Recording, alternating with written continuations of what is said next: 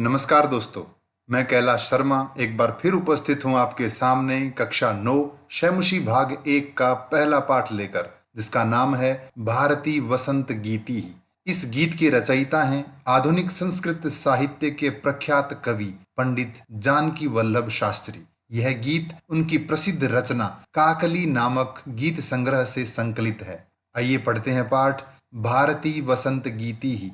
निनादय नवीनामये वाणी वीणाम मृदुम गाय गीतिम ललित नीति लीनाम। इसका अन्वय है, अय वाणी नवीनाम वीणाम निनादय ललित नीति लीनाम गीतिम मृदुम गाय। अर्थात अय वाणी यानी हे सरस्वती, नवीनाम वीणाम यानी नई वीणा को, निनादय बजाओ, ललित यानी सुंदर, नीति लीनाम नीतियों में लीन अर्थात नीतियों से परिपूर्ण, गीतिम गीत को, मृदुम गाय मधुर गाओ, गीत का मधुर गान करो। अर्थ है, हे सरस्वती नवीन वीणा को बजाओ और सुंदर नीतियों से परिपूर्ण गीत का मधुर गान कीजिए। ये इस पद्यांश से संबंधित कठिन शब्दार्थ। मधुर मंजरी पिंजरी भूत माला वसंते लसंती ह सरसा रसाला कलापा ललित कोकिला काकली नाम निनादय नवीनामये वाणी वीणाम। इसका अन्वय है, इह वसंते मधुर मंजरी पिंजरी भूत माला सरसा रसाला लसंती ललित कोकिला काकली नाम कलापाह विलसंती अये वाणी नवीनाम वीणाम निनादय। अर्थात इह वसंते यानी इस वसंत में, इस वसंत ऋतु में, मधुर यानी मधुर, मंजरी यानी मंजरी आम के बोर, आम्र पुष्प, पिंजरी यानी पीले, भूत यानी हुए, माला यानी पंक्तियां, मधुर आम्र मंजरियों से पीली हुई पंक्तियां, सरसाह रसालाह, सरसाह यानी सरस रसीले, रसालाह यानी आम के वृक्ष, लसंती सुशोभित हो रहे हैं, ललित यानी सुंदर, कोकिला कोयल, काकली नाम यानी कोयल की कूक, कलापाह समूह, विलसंती सुंदर लग रहे हैं, सुशोभित हो रहे हैं। अय वाणी नवीनाम वीणाम निनादय, हे सरस्वती नवीन वीणा को बजाओ। अर्थात इस वसंत ऋतु में मधुर मंजरियों से पीली दिखने वाली सरस आमों के वृक्षों की पंक्तियां सुशोभित हो रही हैं। मनमोहक कूक वाली कोकिलों के अर्थात कोयलों के समूह बहुत ही सुंदर लग रहे हैं। हे सरस्वती नवीन वीणा बजाइए। ये इस पद्यांश से संबंधित कठिन शब्दार्थ। वहति मंद मंदम सनीरे समीरे कलिंदात्मजाया सवानीर तीरे नतां पंक्तिमालोक्य मधुमाधवीनां निनादय नवीनामये वाणी वीणाम्।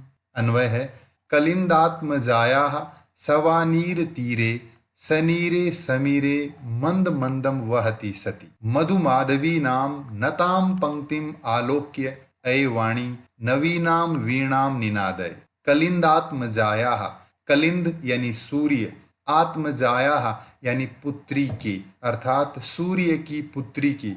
ये कलिंदात्मजा यमुना नदी का पर्यायवाची शब्द है। यमुना नदी को कालिंदी भी कहते हैं। तो कलिंदात्मजाया यानी यमुना नदी के, सवानीर तीरे, तीरे यानी तट पर, वानीर कहते हैं बेंत, बेंत की लताएं अर्थात वेतस लताएं, और स यानी सहित अर्थात बेंत की लताओं से युक्त, तीरे यानी तट पर, सनीरे, नीर यानी जल पानी, और सनीरे यानी जल युक्त, जल कणों से परिपूर्ण, समीरे हवा, मंद मंदम धीरे धीरे, वहती बहती, सती हुई, मधु माधवी नाम मधुर मालती लताओं के, नताम झुकी हुई, पंक्तिम पंक्तियों को, आलोक्य देखकर, अय वाणी हे सरस्वती नवीनाम वीणाम निनादय नवीन वीणा को बजाओ। हिंदी अर्थ है, वेतस अर्थात बेंत की लताओं से युक्त यमुना तट पर, जल कणों से परिपूर्ण वायु के मंद मंद बहने पर, फूलों से झुकी हुई मालती लताओं को देखकर हे सरस्वती नवीन वीणा बजाइए। ये इस पद्यांश से संबंधित कठिन शब्दार्थ। ललित पल्लवे पादपे पुष्प पुंजे मलय मारुतो चुंबिते मंजु कुंजे स्वनंतिं ततिं प्रेक्ष्य मलिनां मलिनां निनादय नवीनामये वाणी वीणाम्। अन्वय है, मलय मारुतो चुंबिते ललित पल्लवे पादपे पुष्प पुंजे मंजु कुंजे स्वनंतिं मलिनां अलीनां ततिं प्रेक्ष्य अये वाणी नवीनाम वीणाम निनादय। मलय मारुत अर्थात मलय पर्वत की तरफ से बहने वाली हवा, चुंबिते स्पर्श से अर्थात मलय पर्वत की वायु के स्पर्श से, ललित यानी सुंदर, पल्लवे पत्तों वाले, पादपे पौधों पर, पुष्प पुंजे पुष्प यानी फूल, पुंजे यानी गुच्छों पर अर्थात फूलों के गुच्छों पर, मंजू कुंजे मंजू यानी सुंदर, कुंज अर्थात लताओं से घिरा हुआ सुंदर स्थान, इसे कह सकते हैं सुंदर लता कुंजों पर। स्वनंतिम अर्थात ध्वनि करते हुए या गुंजार करते हुए, मलिनाम मलिन कहते हैं काले, मलिनाम काले रंग के, अलीनाम भंवरों की, ततिम यानी पंक्ति को, प्रेक्ष्य देखकर, अय वाणी नवीनाम वीणाम निनादय हे सरस्वती नवीन वीणा को बजाओ। इसका अर्थ है, मलय पर्वत की सुगंधित वायु के स्पर्श से आकर्षक पत्तों वाले वृक्षों, फूलों के गुच्छों व सुंदर लता कुंजों पर गुंजार करते हुए काले भंवरों की पंक्तियों को देखकर हे सरस्वती नवीन वीणा बजाओ। ये इस पद्यांश से संबंधित कठिन शब्दार्थ। लतानां नितान्तं सुमं शान्तिशीलं चलेदुच्छलेत् कान्तसलिलं सलिलं तवाकर्ण्यवीणां मदीनां नदीनां निनादय नवीनामये वाणी वीणाम्। अन्वय है, अय वाणी तव अदीनाम वीणाम आकर्ण्य लतानां नितान्तं शान्तिशीलं सुमं चलेत् नदीनां कांत सलिलम सलीलम उच्छलेत अतः नवीनां वीणां निनादय। ऐ वाणी हे सरस्वती तव यानी तुम्हारी, अदीनाम यानी अदीन जो दीन नहीं है अर्थात ओजस्विनी, वीणाम वीणा को, आकर्ण्य सुनकर, लतानाम लताओं के, नितांत बिल्कुल एकदम, शांतिशीलम शांति युक्त अर्थात शांत, सुमम फूल, चलेत यानी गतिमान हों अर्थात झूम उठें, नदी नाम नदियों का, कांत सलीलम सलीलम अर्थात जल, कांत यानी कांति युक्त अर्थात स्वच्छ जल, सलीलम लीला सहित अर्थात क्रीड़ा करता हुआ, उच्छलेत उछल पड़े उछलने लगे, अतः नवीनाम वीणाम निनादय अतः नवीन वीणा को बजाओ। हिंदी अर्थ है, हे सरस्वती तुम्हारी ओजस्विनी वीणा को सुनकर लताओं के एकदम शांत पड़े फूल झूम उठें और नदियों का कांति युक्त अर्थात स्वच्छ जल क्रीड़ा यानी अटखेली करता हुआ उछलने लगे, अतः हे सरस्वती नवीन वीणा बजाइए। ये इस पद्यांश से संबंधित कठिन शब्दार्थ। अब हम चर्चा करेंगे अभ्यास कार्य पर। पहला प्रश्न है, प्रश्नानाम उत्तराणि पूर्ण वाक्येन लिखत।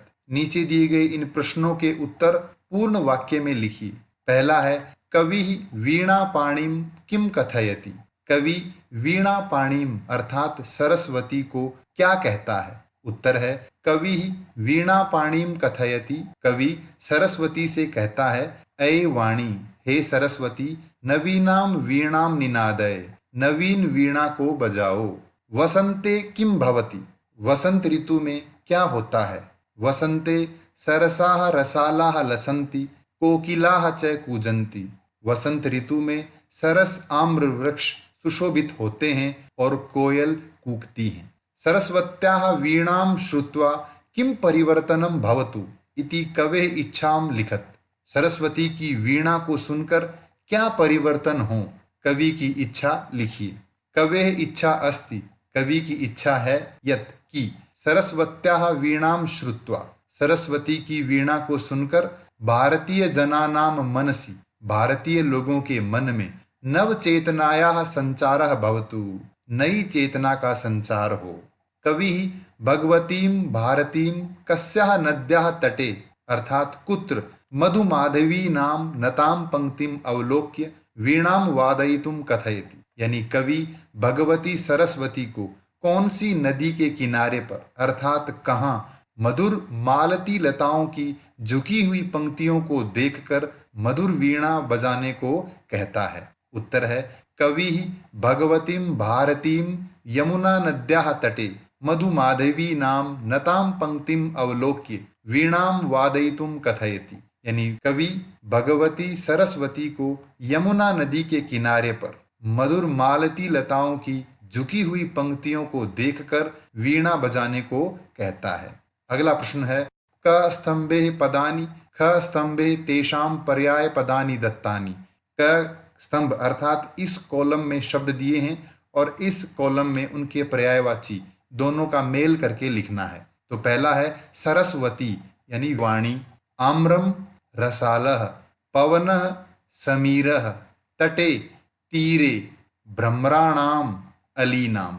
तीसरा प्रश्न है अधोलिखितानि पदानि प्रयुज्य संस्कृत भाषया वाक्य रचनाम कुरुत। नीचे लिखे गए इन शब्दों का प्रयोग करते हुए संस्कृत भाषा में वाक्य रचना कीजिए। पहला है निनादय अर्थात बजाओ, अय वाणी नवीनाम वीणाम निनादय, हे सरस्वती नई वीणा को बजाओ। अगला है मंद मंदम अर्थात धीरे धीरे, पवनः मंद मंदम वहति, हवा धीरे धीरे बहती है। मारुतः यानी वायु, मलय मारुतः शीतलः भवति, अर्थात मलय पर्वत की ओर से बहने वाली हवा शीतल होती है। सलिलम यानी जल, नद्याः सलिलम स्वच्छम भवति, सुमनः फूल, सुमनः विकसति।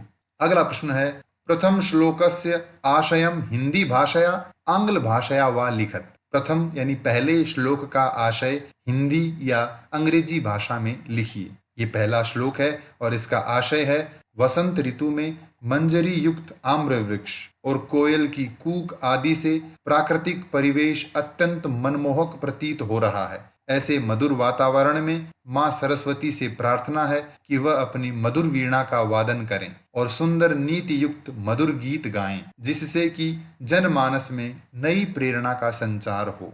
पांचवा प्रश्न है अधोलिखित पदानाम विलोम पदानि लिखत। नीचे दिए गए इन शब्दों के विलोम शब्द लिखिए। पहला है कठोरम मृदुम, कटुहु मधुरम, शीघ्रम मंदम, प्राचीनम नवीनम, नीरसः सरसः। इस पाठ से संबंधित कोई भी प्रश्न हो तो कृपया कमेंट्स में लिखकर अवश्य पूछें। धन्यवाद।